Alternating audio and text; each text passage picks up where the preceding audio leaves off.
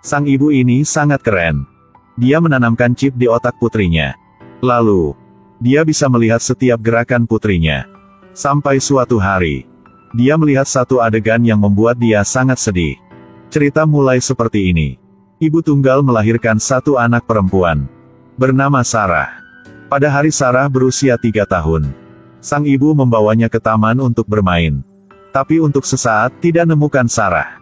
Walaupun sudah menemukan putrinya. Tapi dengan pengalaman ini, sang ibu mengkhawatirkan anaknya sepanjang hari. Jadi dia diperkenalkan oleh orang lain. Mengambil bagian dalam percobaan, yang disebut mata ajaib. Ini adalah desain yang dirancang khusus untuk anak-anak. Hanya perlu menempatkan chip di otak anak. Orang tua dapat memilih untuk menggunakan bagian otak yang inginkan di tablet. Lihat statistik fisik anak. Bahkan dapat melihat gambar di mata anak-anak. Ketika anak melihat gambar yang tidak bagus, sistem yang kuat ini benar-benar dapat mengaburkan gambar. Walaupun itu gambar berdarah di TV, atau anjing di pinggir jalan menggonggong dengan keras. Di mata Sarah gambar-gambar itu dicensor. Mulai sejak itu, sang ibu tidak lagi merasa tidak aman. Tapi masalahnya adalah, hari itu kakek terkena serangan jantung, terbaring di lantai. Tapi saat itu di mata Sarah hanya gambar yang sangat buram. Dia tidak tahu apa yang telah terjadi. Sang ibu sedang di tempat kerja. Periksa tablet baru tahu situasinya. Beberapa tahun setelah kakek meninggal, Sarah tidak tahu apa artinya sedih. Karena dia tidak punya emosi. Dalam mata dia, tangisan ibu hanyalah sebuah gambaran. Kemudian Sarah tumbuh dewasa. Dia semakin penasaran. Karena di dalam dunia punya dia, lebih banyak gambar muncul. Meskipun sudah dewasa, tidak tahu apa itu darah. Teman sekelas mengira dia menyedihkan. Di halaman sekolah, tampil untuk dia lihat. Kali ini mulut temannya juga menjadi gambar. Sekarang Sarah baru tahu. Dia tidak tahu seperti apa darahnya. Setelah pulang ke rumah, dia menggambar di atas kertas dengan pena merah. Tetapi tidak bisa melihatnya. Jadi dia datang dengan ide yang berani. Dia menajamkan ujung pensilnya. Langsung menusuk ke jari.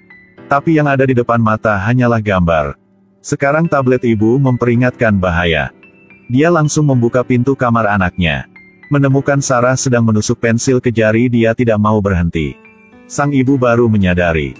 Gadis itu telah kehilangan akal sehatnya. Dia membawa Sarah ke psikolog. Dokter berkata bahwa eksperimen ini adalah mata ajaib. Segera tidak ada lagi. Sekarang tidak bisa ambil chip keluar lagi. Cara terbaik adalah membuang tabletnya.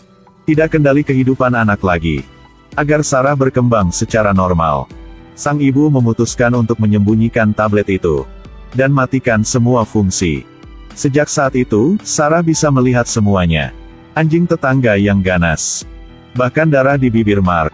Semua adegan di dalam film. Bisa melihat secara normal. Tetapi Sarah sangat reseptif. Dengan cepat. Telah beradaptasi dengan ini. Dalam sekejap mata, Sarah telah dewasa. Hari itu pulang ke rumah. Dia bilang dia akan pergi ke bioskop bersama teman malam ini. Tapi sebenarnya berkemah di tepi danau bersama sekelompok teman. Sampai tengah malam membuat sang ibu sangat khawatir. Menelepon rumah teman sekelas tetapi tidak ada yang menjawab.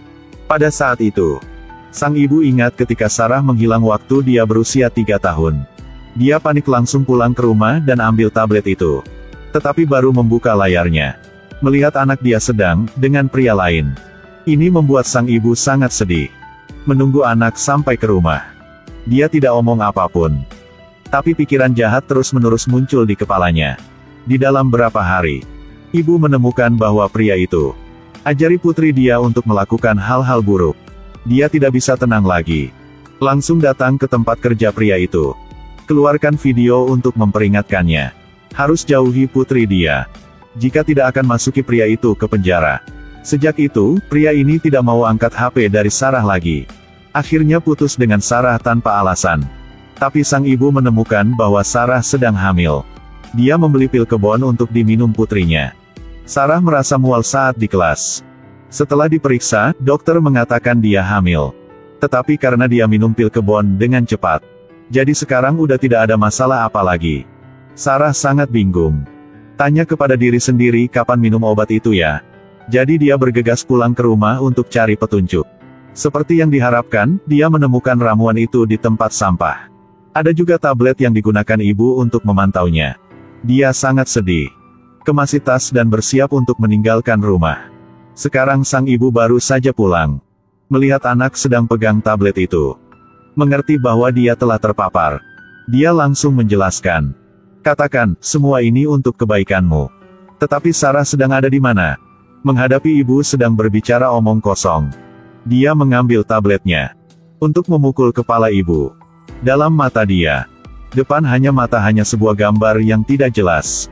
Ketika dia hancurkan tabletnya, Sarah baru sadar jika ibu dia sudah pingsan.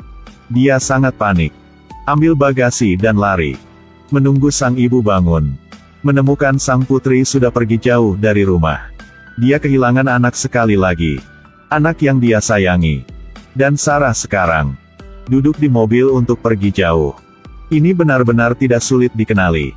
Keinginan seorang ibu untuk mengontrol anak-anaknya sejak dini adalah penyebab akhir tragis ibu dan anak. Sebenarnya dalam proses kita tumbuh dewasa, banyak hal buruk yang akan terjadi. Dengan perlindungan berlebihan, tidak akan berhasil. Cinta terbaik itu adalah lepaskan pada waktu yang tepat, biarkan anak-anak berkembang dengan sendirinya.